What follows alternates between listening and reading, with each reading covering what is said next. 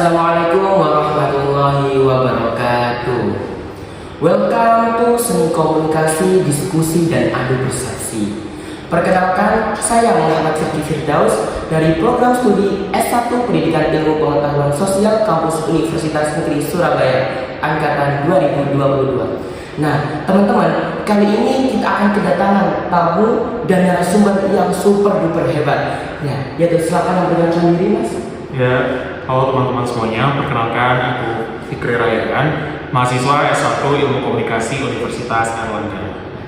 Baik, setelah mendengarkan pemaparan perkenalan dari Mas Fikri tadi, langsung saja kita akan membahas mengenai topik sekaligus menyinggung mengenai problematika yang tengah menjadi hambatan dalam berproses untuk berkehidupan di dalam berbangsa dan bernegara, terutama di negara Indonesia.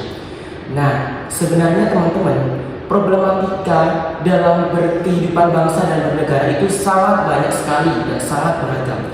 Tetapi pada podcast kali ini, saya dan Mas Fikri akan berdiskusi dan adu persepsi mengenai dua problematika saja, yaitu yang pertama, kemiskinan dan kesenjangan sosial. Nah, teman-teman, di mana kemiskinan dan kesenjangan sosial merupakan dua problematika yang saling berkaitan. Kemiskinan ada kaitannya dengan kesenjangan sosial. Juga kesenjangan sosial ada kaitannya dengan problematika yang lain. Baik, sekarang saya akan bertanya dengan Mas Fikri, kira-kira apa nih yang terlintas di pikiran Mas Fikri ketika mendengar kata kemiskinan? Oke. Ini sudut pandang aku ya sebagai mahasiswa S1 Ilmu Komunikasi juga yang memiliki pendapat sendiri. Aku kira kalau kita berbicara tentang kemiskinan, saya dapat mengatakan bahwa semua orang pasti tidak mau miskin. Meskipun semua orang belum tentu mau kaya, gitu. Jadi kalau kita berbicara kemiskinan ini hal yang sangat kita takuti, hal yang sangat kita hindari, apalagi kita saat ini sebagai mahasiswa, saya kira adalah sebuah cara untuk memperbesar peluang kita guna menghindari kemiskinan. Saya kira seperti itu. Berarti kemiskinan emang bukan menjadi cita-cita atau harapan bagi seseorang. Nah, lalu kira-kira nih menurut Mas Fikri, kan sekarang Indonesia sedang gencar-gencarnya kata-katanya sih udah mulai berusaha dan berupaya untuk memberantas kasus kemiskinan ini. Nah, apa sih kira-kira? Nah, kemarin itu katanya disampaikan oleh anggota DPR bahwa merubah atau berupaya untuk membalas kemiskinan itu tak semudah membalik tangan. Ya. Kami juga mempunyai persepsi bahwa memberantas kemiskinan juga tak semudah melaporkan harta kekayaan yang tak tervalidasi, juga tak semudah membangun reklamasi di Kepulauan Seribu, juga tak semudah mengesahkan undang-undang atau Perpu Cipta Kerja. Nah, itu. Dan kemarin juga sempat saya baca di artikel bahwa salah satu upaya yang paling kecil atau yang paling minim dalam memberantas kemiskinan yaitu adanya kesadaran dan kepekaan dari seorang individu. Misalnya nih, antara yang kelas ekonomi atas mempunyai kesadaran atau empati dengan kelas ekonomi bawah. Nah, menurut Mas Fikri ini, apakah dengan adanya kesadaran itu emang betul-betul cara yang mampu atau ampuh untuk dapat memberantas kemiskinan dengan cara yang minimal tersebut? Oke. Kalau kita berbicara tentang kemiskinan, tentu kita membaginya menjadi dua pembagian. Memberantasnya, upaya memberantas daripada kemiskinan itu, baik secara mikro maupun secara makro. Mikro ini menurut aku itu pandangan terhadap individunya masing-masing. Nah, di sini aku setuju, kita harus meningkatkan kesadaran, kita harus meningkatkan kemampuan, kapabilitas dari diri kita masing-masing. Bagaimana caranya agar kita bisa meningkatkan taraf kehidupan kita? Itu aku setuju. Namun di sisi lain, kita juga harus melihat bahwa negara kita ini merupakan negara yang menganut sistem ekonomi Pancasila, keseimbangan antara sosialis dan kapitalis seperti itu. Sehingga ada peran pemerintah di dalamnya yang harus ikut serta mengatur daripada sistem perekonomian kita. Nah, di sini kadang mungkin pemerintah memang sudah melakukan upaya. Tapi bisa kita bandingkan, misalnya kita walaupun kita menghasilkan uang 3 juta rupiah pada satu hari ini, namun jika terjadi inflasi, 3 juta ini tidak ada maknanya. 3 juta ini mengalami degradasi nilai, penurunan nilai. Maka kestabilan politikan, kestabilan perekonomian secara makro atau secara keseluruhan tentu dibutuhkan. Misalnya seperti apa? Kita bandingkan antara negara kita dengan negara Amerika Serikat misalnya, atau tetangga kita ya Singapura gitu. Kita udah bekerja keras kok, kita pintar, kita akui sumber daya manusia kita, Indonesia itu nggak kalah dibanding negara lain. Bahkan kalau kita lihat berdasarkan riset seperti itu, tingkat keinginan kita untuk bekerja keras itu bahkan lebih tinggi dibandingkan negara maju. Itu sebuah fakta yang sebenarnya menjadi dilema bagi kita. Nah, tapi mengapa dengan etos kerja yang kita miliki itu menghasilkan sesuatu yang lebih sedikit ketimbang negara lainnya? Ini yang terkadang menjadi masalah bagi kita, sehingga saya kira dibutuhkan sebuah solusi yang lebih makro, yang lebih menyeluruh untuk mengembangkan perekonomian kita agar terhindar dari kemiskinan secara keseluruhan. Saya kira. Baik, Mas Fikri. Jawaban yang sangat luar biasa dari Mas Fikri Raihan. Terus juga ada kasus nih mengenai salah satu daerah di Indonesia yang memberikan persepsi bahwa ia merupakan daerah yang memiliki sumber daya alam yang melimpah. Tetapi kenapa dengan sumber daya alam yang melimpah tersebut menjadikan daerah tersebut tidak maju seperti daerah-daerah lain di Indonesia? Nah, setelah menemukan jawabannya, ternyata salah satu penyebab adanya kemiskinan itu yaitu adanya kurangnya kepedulian atau tadi kesadaran, dan juga kurangnya kreativitas dan inovasi dalam membangun daerah tersebut. Jadi semisal nih Mas Fikri, ada daerah A. Daerah A memiliki potensi sumber daya alam yang bagus dan juga yang hasilnya mumpuni. Tetapi di daerah A tersebut warga dan pemerintah daerahnya tidak mampu mengelola, tidak mampu mengendalikan, maka hasilnya dapat dibilang percuma. Apakah betul mesti seperti itu? Ya, seperti ini ya menurut aku Vicky. Ada beberapa daerah di Indonesia yang memang kita ketahui memiliki sumber daya alam yang melimpah dibandingkan beberapa daerah lain. Namun secara historis harus kita ketahui juga, misalnya perkembangan perekonomian di Pulau Jawa memang menjadi yang lebih tinggi ketimbang daerah lainnya. Tapi kita harus lihat secara historis, Pulau Jawa ini telah dikembangkan terlebih dahulu oleh bangsa penjajah kita, mulai dari Belanda, Jepang, Inggris, Portugis, dan lain sebagainya. Sehingga perkembangan perekonomian di Jawa ini lebih dahulu maju ketimbang daerah lainnya. Ini suatu keuntungan bagi kita yang berada di Pulau Jawa. Namun, nasib yang tidak sama itu dialami oleh beberapa daerah, terutama di wilayah terpinggir di Indonesia, baik itu di barat maupun itu di timur. Sehingga pemerintah sebenarnya telah melakukan salah satu solusi yang bisa dilakukan, yakni dana otonomi khusus untuk mengembangkan perekonomian di dua daerah ini, baik yang kita sebutkan saja, yakni Provinsi Papua, Papua Barat maupun Aceh. Nah, dana otonomi ini sebenarnya menjadi dilema juga bagi kita, karena pemerintah maupun masyarakat seolah-olah tergantung terhadap dana ini, sehingga pengembangan perekonomian yang seharusnya dilakukan secara otonomi atau secara mandiri tadi tidak terlaksana dengan baik. Kita tergantung terhadap dana ini untuk mengembangkan anggaran belanja kita.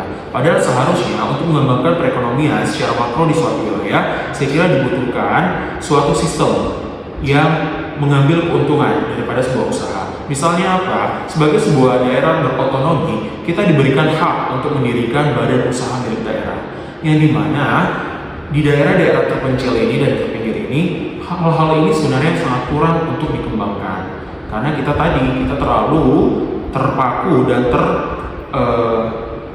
tergantung terhadap dana-dana otonomi khusus yang diberikan terhadap daerah-daerah terpinggirkan ini. Kemudian, ya kita harus akui tadi, luas wilayah yang sangat besar tadi, yang memiliki sumber daya alam yang sangat melimpah tadi, itu ada keterbatasan di dalamnya. Keterbatasan apa? Seperti infrastruktur. Di Pulau Jawa, jalan itu dibangun oleh penjajah. Itu harus kita akui. Sedangkan daerah Papua dan daerah Aceh itu nggak ada yang dibangun jalan. Nah, ini juga menjadi hambatan daripada pengembangan perekonomian tadi. Meskipun di satu sisi harus kita akui, saat ini dana yang besar tadi tidak menjadi sebuah batu loncatan untuk pengembangan perekonomian di daerah. Bahkan kalau bahasa apanya gimana ya? Ngelunjak gitu. Ngelunjak itu bagaimana? Kita udah berikan fasilitas, kita udah berikan dana yang lebih, kita udah berikan sesuatu yang berbeda, sesuatu hal yang lebih dibandingkan daerah yang lain.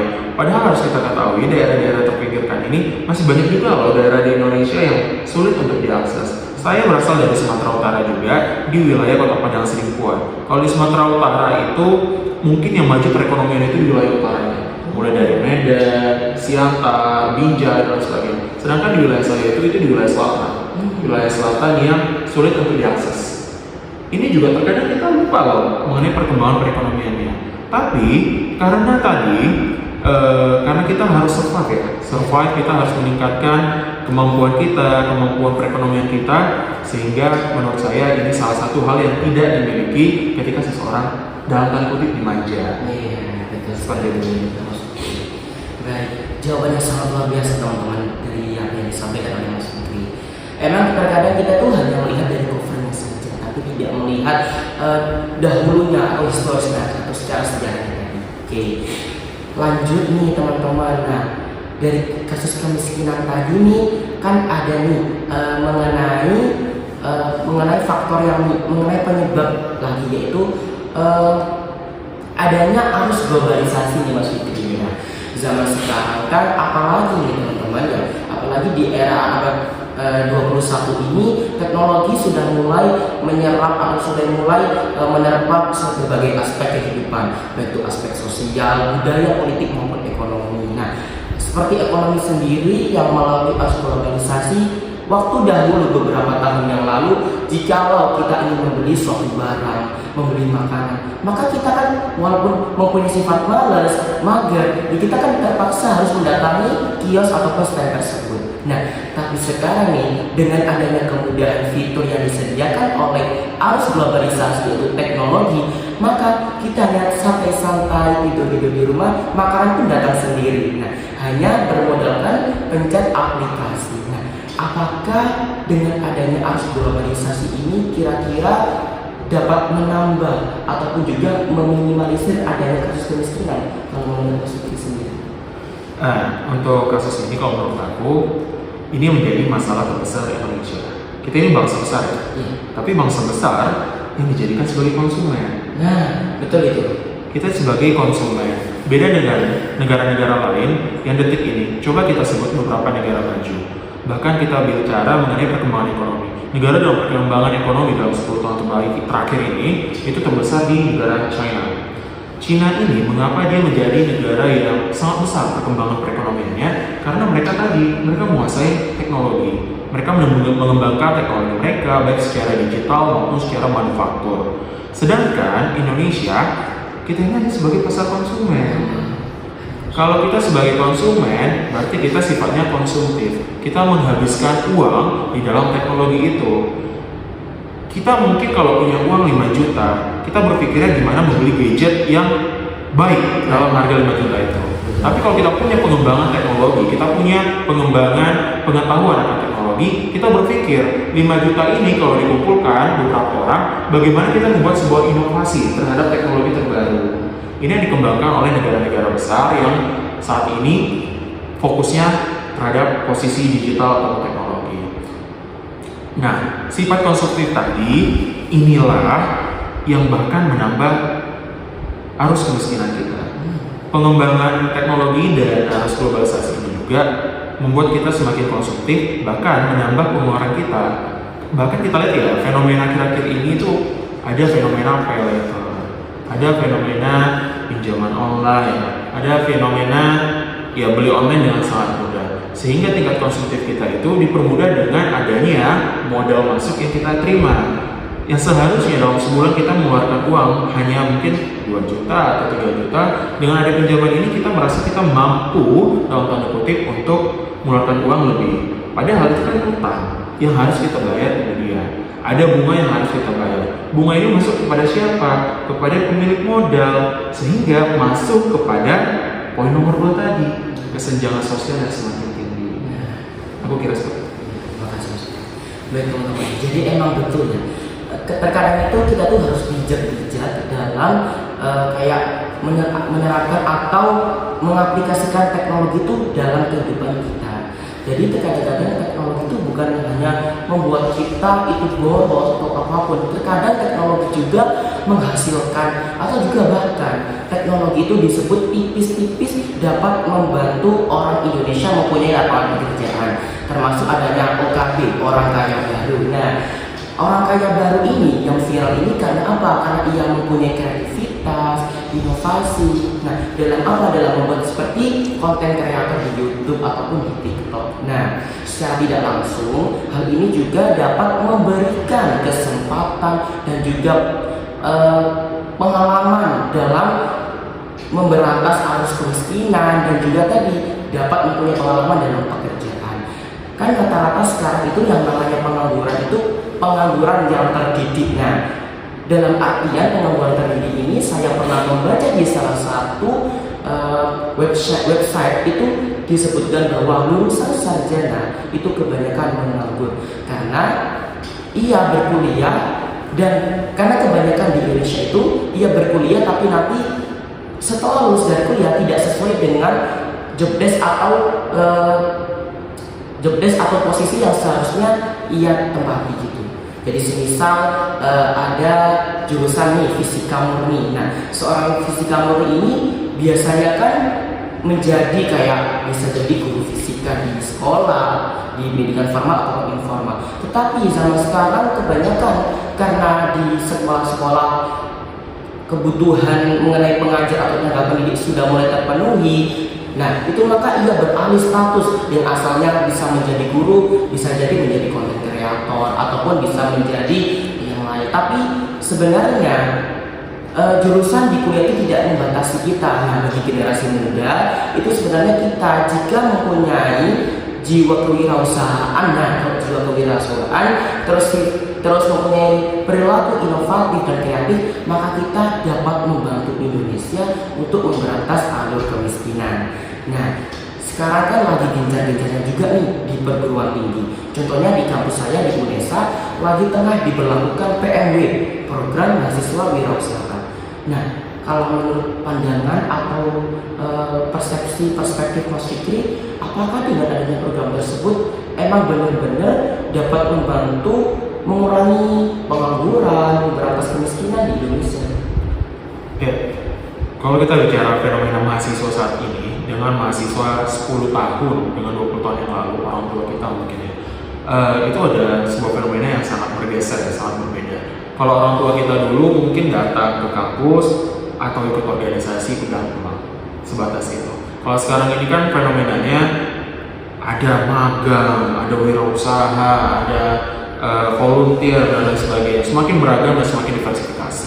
Bahkan orang tua kita kadang bingung ya, kok kamu sibuk banget sih di kampus, kok kamu habis waktunya di kampus gitu. Padahal karena tuntutan zaman saat ini itu semakin tinggi, perkembangan skill itu udah semakin tinggi, semua orang bisa mengakses teknologi dengan sangat mudahnya. Apalagi wirausaha, saat ini kan sudah banyak banget media atau platform pengembangan daripada skill kewirausahaan kita itu sendiri. Termasuk kampus-kampus, ada kompetisi kewirausahaan mahasiswa, ada yang inkubator mahasiswa dan lain sebagainya yang memberikan dana dan media untuk pengembangan wirausaha kepada mahasiswa. Apakah ini efektif? Cukup efektif sebenarnya kalau kita bicara. Karena kita mahasiswa ini kan terkenal dengan anak-anak yang kreatif, anak-anak yang inovatif, memiliki segudang ide. Tapi untuk mengeksekusinya, kadang kita keterbatasan beberapa hal seperti modal atau tempat dan lain sebagainya. Nah, usaha-usaha seperti ini sebenarnya menjadi salah satu solusi bagi kita untuk mengekspresikan ataupun mengimplementasikan keinginan kita tadi. Meskipun pada faktanya ya, ada berapa banyak kasus-kasus yang dimana program-program sejenis ini hanya dijadikan sebagai ajang sementara yang dimanfaatkan oleh mahasiswa untuk sekedar lewat aja gitu. Dia melakukannya, dia memproposalkannya, dilakukan. Setelah itu nggak tahu nih kabarnya bagaimana. Betul. itu fakta ya, sebenarnya kita nggak bisa elakkan lagi. Ada banyak sekali kasus seperti itu. Nah, yang kasus-kasus ini sebetulnya kita butuhkan tindakan evaluatif lebih. Evaluasi terhadap program-program ini seharusnya jangka panjang. Ini bukan hanya tentang mahasiswanya, namun tentang program yang menaunginya juga, sampai sejauh mana pengembangan dan perkembangan usaha ini dilihat atau diawasi, sehingga usaha yang kita kembangkan tadi dapat berkembang lebih lanjut. Baik. Memang sih zaman sekarang banyak seperti program kewirausahaan ataupun event-event mengenai sustainable competition atau mengenai ide untuk masa depan atau ide yang jangka panjang, itu merupakan hanya dikumpulkan sebagai ajang sementara, tapi nantinya tidak akan tergerak lagi untuk mempraktekkannya kembali. Mengenai kemiskinan, kita beralih nih mengenai kesenjangan sosial. Nah, antara kesenjangan sosial dan kemiskinan merupakan tadi yang saya bilang, itu dimensi atau problematika dalam kehidupan berbangsa dan bernegara yang saling berkaitan, yang dimana kesenjangan sosial sendiri itu yang timbul dari adanya kemiskinan, seperti halnya yang terjadi di daerah saya, yaitu di Pasuruan, contohnya. Nah, di Pasuruan itu di daerah nenek saya ada terdapat sebuah industri air minum yang cukup familiar di apa itu namanya, di pasar air minum di Indonesia. Nah, di situ juga di samping industri tersebut merupakan telah memperoleh beberapa penghargaan berupa kayak industri yang pernah menjuarai kayak kompetisi di tingkat internasional gitu. Nah, di situ padahal di samping ataupun di belakang industri tersebut terdapat sebuah rumah-rumah kecil, dan yang dimana rumah-rumah tersebut dijuluki sebagai rumah-rumah rakyat jelata. Karena apa? Karena emang di situ kebanyakan rumah-rumah tersebut dihuni oleh usaha dan produktif. Nah, sehingga mereka juga menjadi pengangguran karena tidak mempunyai lapangan pekerjaan. Kenapa tidak mempunyai lapangan pekerjaan? Karena yang dulunya ladang persawahan, mata pencaharian mereka sebagai petani itu hilang karena apa? Karena itu ditergiur dengan adanya uang untuk tanahnya itu dibeli, sehingga menjadi industri, perkantoran, ataupun menjadi bangunan-bangunan lainnya. Nah, menurut Mas Fikri sendiri nih, apakah di wilayah Mas Fikri sendiri tampak jelas mengenai kesenjangan sosial tersebut? Ya, Ferdi, kalau kita bicara tentang kesenjangan sosial, kita bicara tentang 3 negara besar dengan penduduk besar yang tingkat kesenjangan sosial itu sangat tinggi ya. Mulai dari India, China, Indonesia.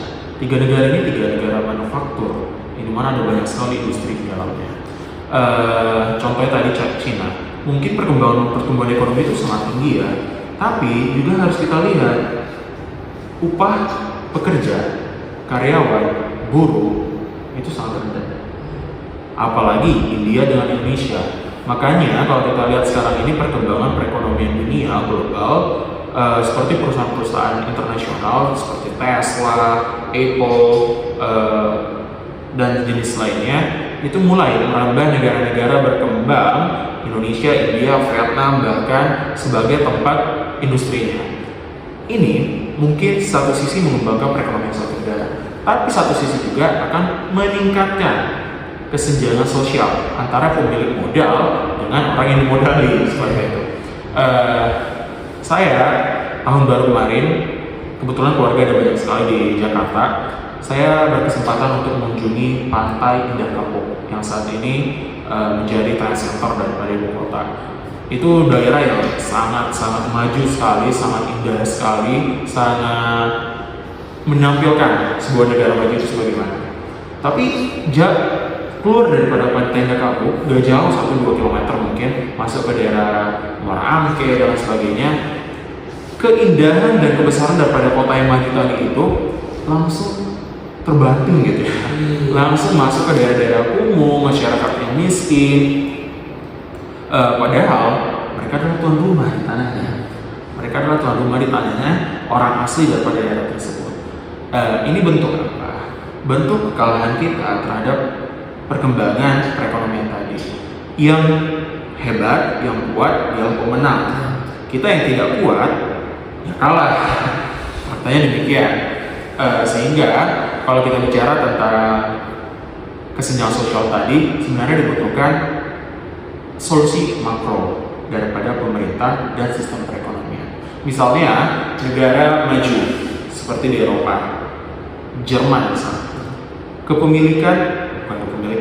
penggunaan asisten rumah tangga itu hampir sangat sedikit sekali.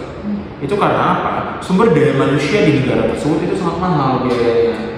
Seorang asisten rumah tangga bisa digaji dengan sangat tinggi sekali, atau tukang sapu atau tukang sampah itu digaji sangat tinggi sekali, sehingga orang-orang lebih mandiri dalam melaksanakan kegiatannya. Berbeda sama di Indonesia, kita melihat bagaimana upah minimum yang diterapkan atau gaji standar minimum yang ditetapkan terhadap karyawan, terhadap buruh dan sebagainya itu sangat rendah. Padahal jam kerjanya kan sangat tinggi ya. Ini yang terkadang membuat kita memikirkan solusi lain, yakni sebagai tenaga kerja asing di negeri orang. Nah, hal seperti ini sebenarnya hanya akan memperpanjang track record kesenjangan sosial di negara kita. Terkadang memang kita harus selalu memikirkan jangka panjang untuk masa depan bangsa Indonesia juga, teman-teman. Karena apa?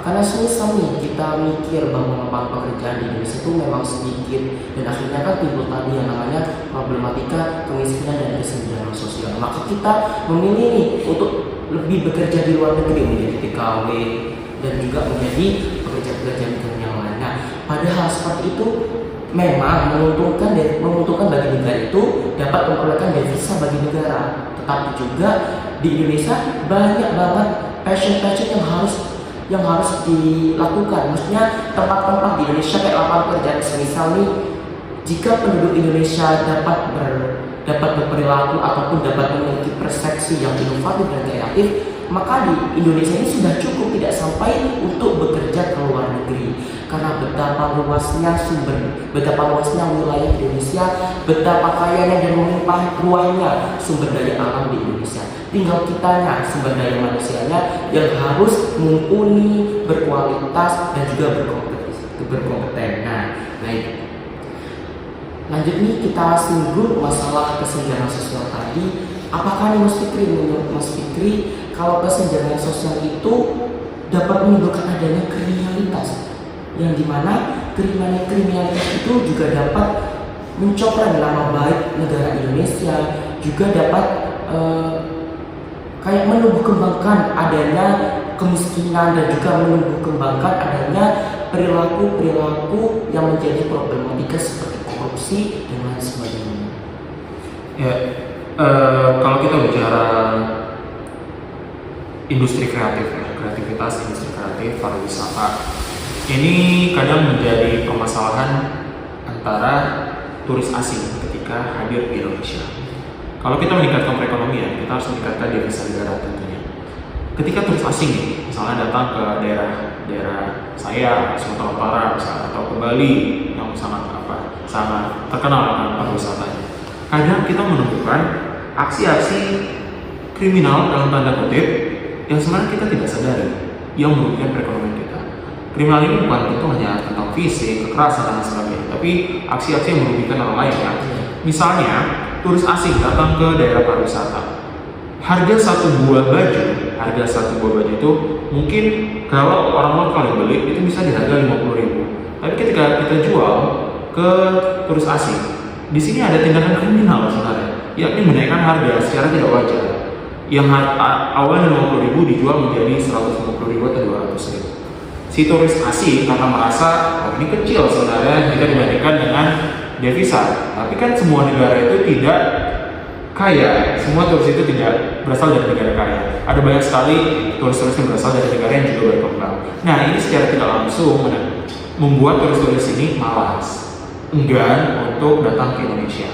Yang sini apa? Devisa negara kita turun, perekonomian kita mengalami penurunan dibandingkan negara Asia Tenggara lainnya. Negara kita ini sebenarnya punya potensi yang sangat besar karena negara kita adalah kepulauan. Ada sumber daya airnya, ada sumber daya hutannya, sumber daya hewaninya yang sangat beragam. Tapi faktanya kita masih kalah dengan negara seperti Singapura yang sangat kecil, negara seperti Thailand yang sebenarnya kita bisa bersaing. Balik lagi ke kriminalitasnya, aksi-aksi ini tadi merugikan negara kita, dan secara tidak langsung juga memang merugikan kita. Ada banyak sekali aksi-aksi kriminal di sekitar kita, baik itu di pasar, di sekolah, dan lain sebagainya, akibat daripada kesenjangan sosial ini. Karena ya, kalau kita berbicara tentang negara berkembang dan negara miskin, ya pasti kemiskinan itu adalah, tindak kriminalitas itu adalah akar daripada kemiskinan. Ya, saya kira bukan akar ya, akibat daripada kemiskinan. Iya, itu tidak bisa kita pikir. Baik, seperti yang dipaparkan oleh Mas Fikri tadi, emang betul. Yang viral sekarang kan banyak kayak wisata mancanegara yang datang ke Pulau Dewata. Ya di sana juga selain yang Mas Fikri bilang tadi bahwa kayak wisata mancanegara itu mulai turun karena adanya kenakalan dalam tanda kutip, kayak semisal contoh kecilnya tadi kayak penjualan baju yang semula kalau dijual ke turis lokal harganya ini, kalau ke wisata atau turis mancanegara harganya melambung meningkat gitu kan. Lanjut nih Mas Fikri ke kayak masalah yang lagi viral itu mengenai kalau ada persepsi atau ada kayak perspektif nih masalah di kesenjangan sosial yang mengakibatkan adanya kecemburuan sosial. Nah, kecemburuan sosial ini apa ya? Kecemburuan sosial ini datang dari adanya kesenjangan sosial antara kelas ekonomi atas dengan kelas ekonomi bawah. Si kelas ekonomi atas dapat berlibur ke luar negeri, dapat memakan makanan yang harganya fantastis. Sedangkan untuk rakyat ataupun kelas ekonomi bawah, ia dapat makan sehari-hari saja pun sudah mulai cukup. Nah, seperti kecemburuan sosial tersebut juga dapat mengakibatkan adanya tindak kriminalitas yang mengakibatkan fisik. Nah, kriminalitas yang fisik itu seperti halnya yang terjadi lagi-lagi di Pasuruan. Nah, di Pasuruan ini telah terjadi adanya kasus perampokan antara pejabat. Nah, satu pejabat ini merupakan mantan pejabat yang dulunya pernah menjadi orang utama atau orang pertama di Kabupaten Pasuruan contohnya. Nah, dan orang kedua ini yang sekarang menjadi yang waktu peristiwa tersebut menjabat di Kabupaten Pasuruan. Nah, waktu itu tengah gencar-gencarnya karena adanya penurunan atau pengalihan nasib dari yang mantan orang pertama ke orang yang sekarang menjadi, itu kayak adanya kecemburuan sosial. Maka ada tindakan yang berupa perampokan, pencemaran nama baik. Nah, secara tidak langsung berarti kemiskinan, terus kesenjangan sosial dan kecemburuan sosial merupakan dimensi atau problematika yang saling berkaitan. Nah, kira-kira nih, menurut Mas Fikri sendiri, gimana sih cara mengatasi kecemburuan sosial ataupun kesenjangan sosial itu supaya nantinya tidak sampai meluber kemana-mana akibat atau dampak yang ditimbulkan? Ya, saya ngambil dua contoh kasus ya. Contoh kasus yang pertama kita berbicara tentang pemanfaatan sosial media dulu ya.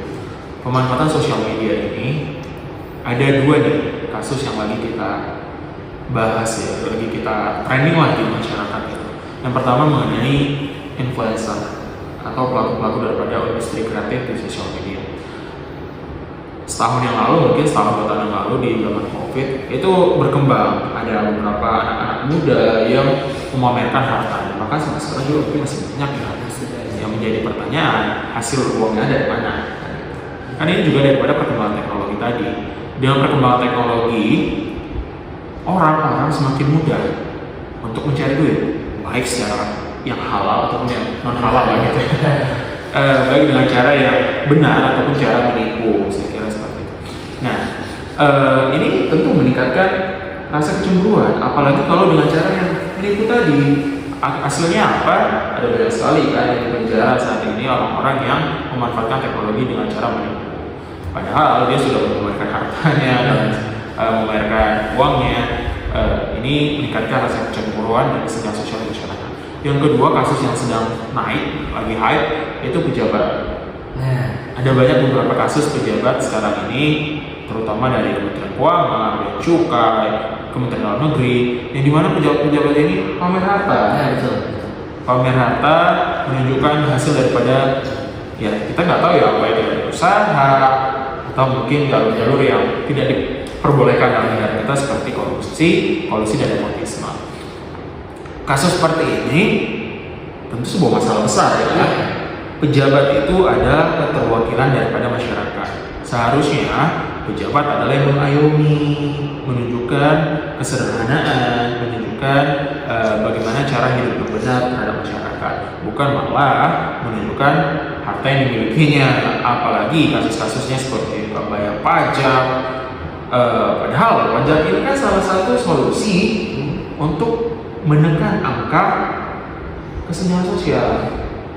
Pajak orang kaya itu berbeda dengan pajak orang menengah ke bawahnya. Orang kaya ini kan angkanya lebih tinggi.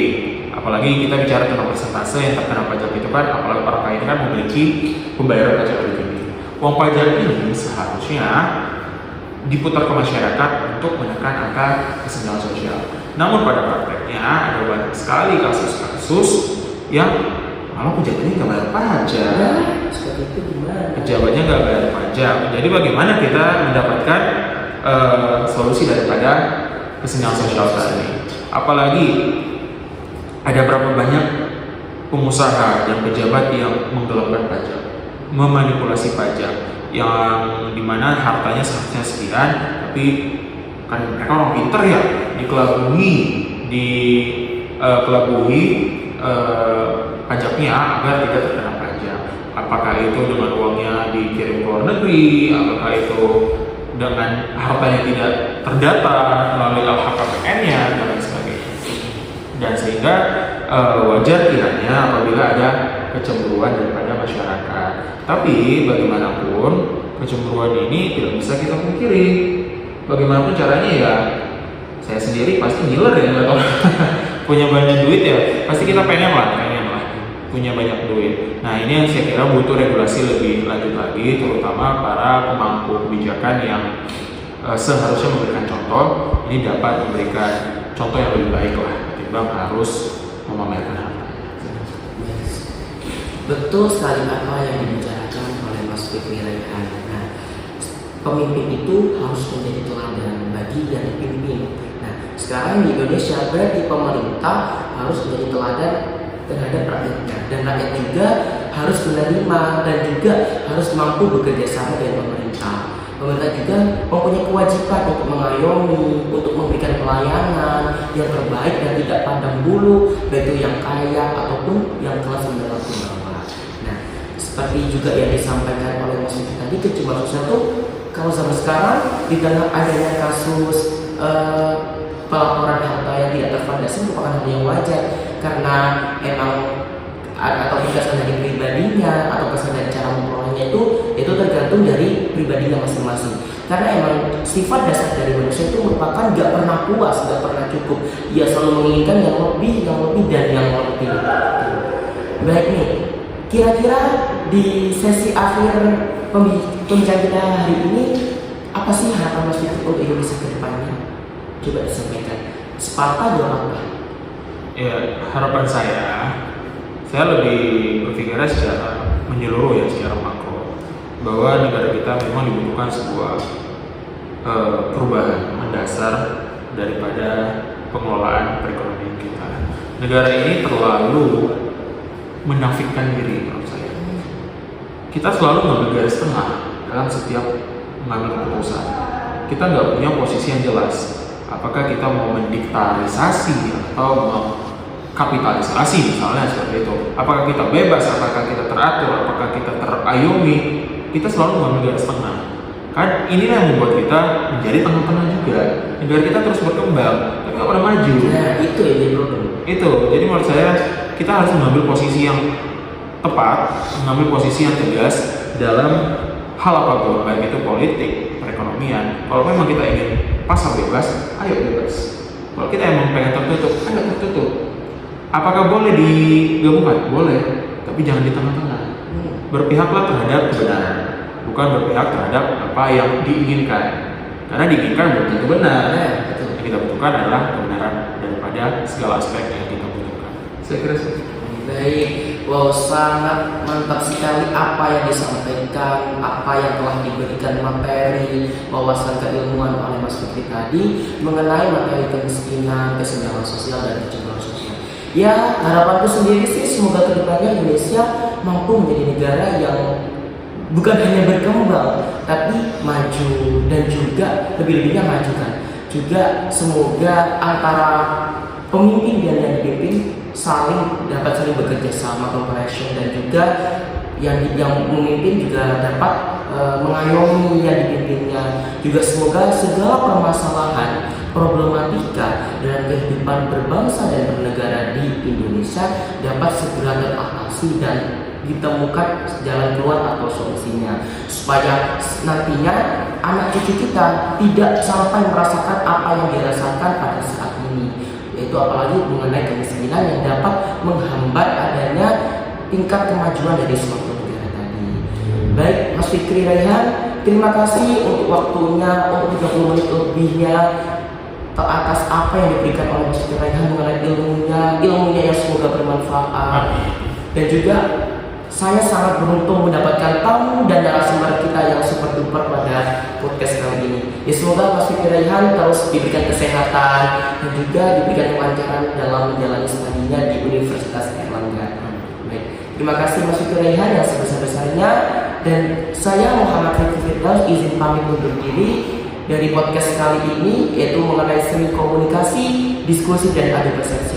Demikian yang dapat saya sampaikan. Kurang lebihnya saya mohon maaf yang sebesar-besarnya. Terima kasih. Wassalamualaikum warahmatullahi wabarakatuh.